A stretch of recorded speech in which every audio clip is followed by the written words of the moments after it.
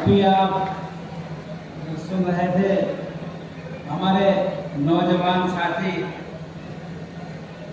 श्री जयराम महतो जी की बातें, और वास्तव में आज हम इसीलिए यहाँ पर आए हैं कि इन्होंने हमको जब ये बताया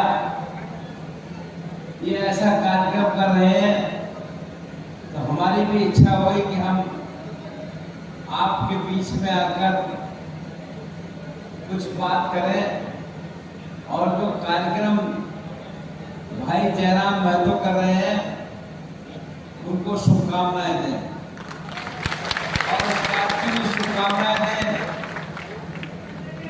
जो राजनीतिक क्षेत्र में सक्रिय रहते हैं।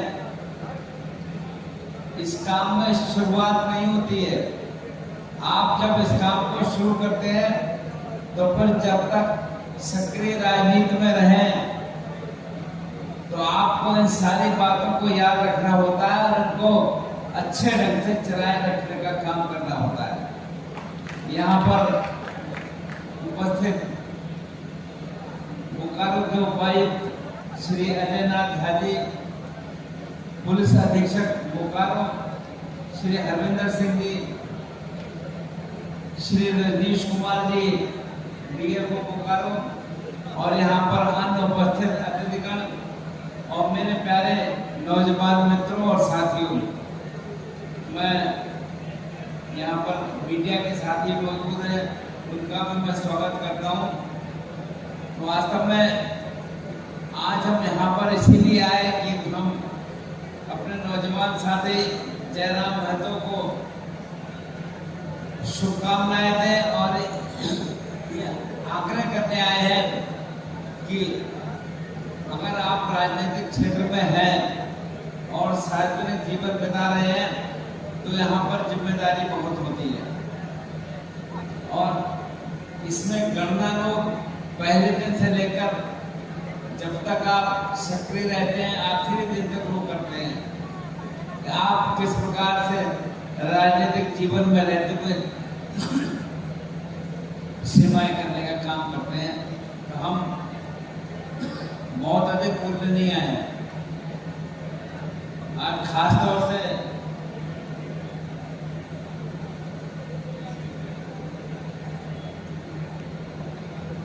इस विनोद बिहारी महतो स्टेडियम में नवाडी में आज आयोजित इस प्रतिभा सम्मान समारोह में आप सभी के बीच रहते हुए मुझको अत्यंत प्रसन्नता हो रही है। ये आयोजन न केवल प्रतिभाओं का सम्मान है बल्कि स्वर्गीय विनोद बिहारी महतो जी के विचारों को स्मरण करने का भी सशक्त अवसर भी है। आज इस अवसर पर मैं स्वर्गीय श्री विनोद बिहारी महतो को नमन करता हूँ, जिन्होंने शिक्षा, श्रम और सामाजिक चेतना के माध्यम से आम जनमानस को जागरूक किया।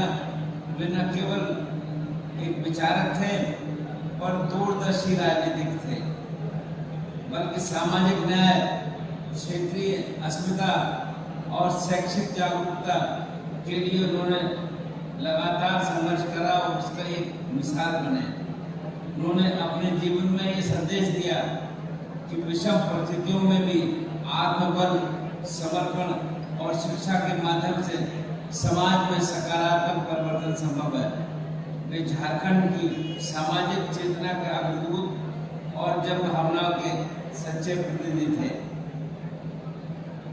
इस समारोह के आयोजन के लिए मैं आयोजकों को बधाई भी देता हूँ तथा सभी सम्मानित हो रहे विद्यार्थियों, उनके शिक्षकों, अभिभावकों और समाज सेवियों को शुभकामनाएं देता हूँ।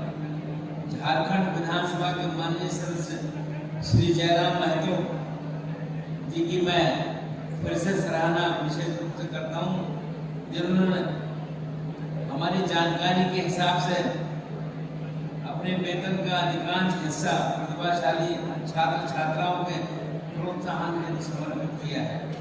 मैं आशा करता हूँ आपके कदम अन्य जनप्रतिनिधियों के लिए भी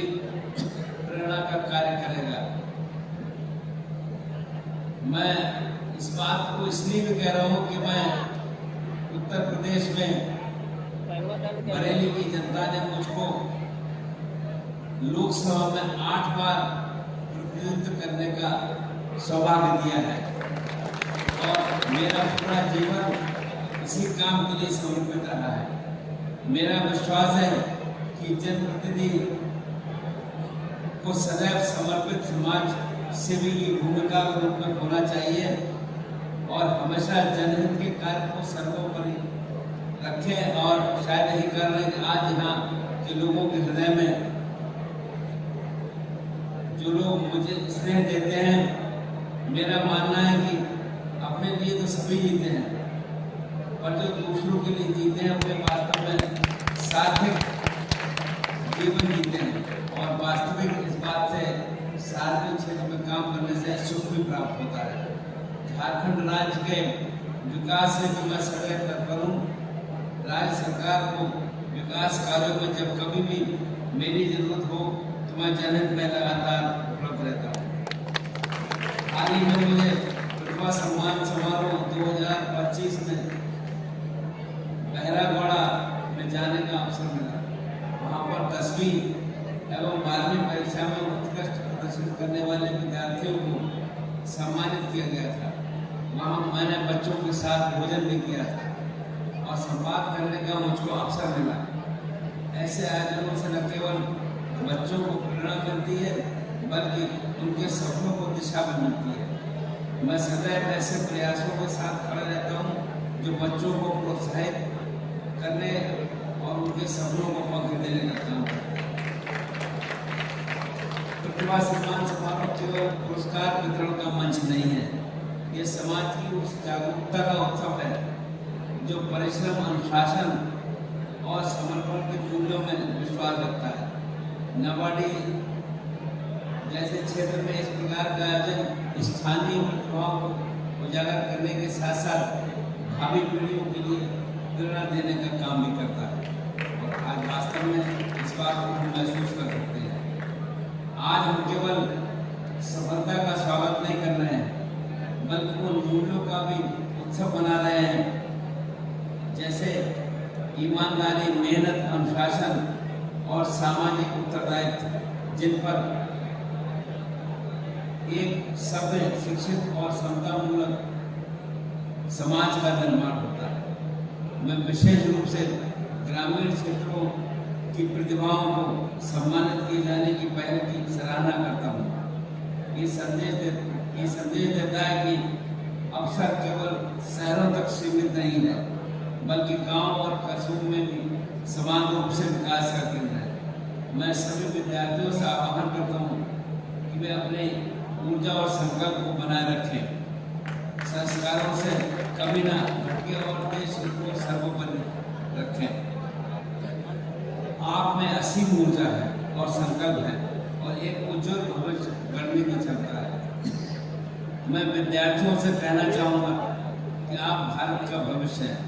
याद रखें, कठिनाइयाँ आएंगी पर हमें हौसला हमारा बुलंद रहना चाहिए।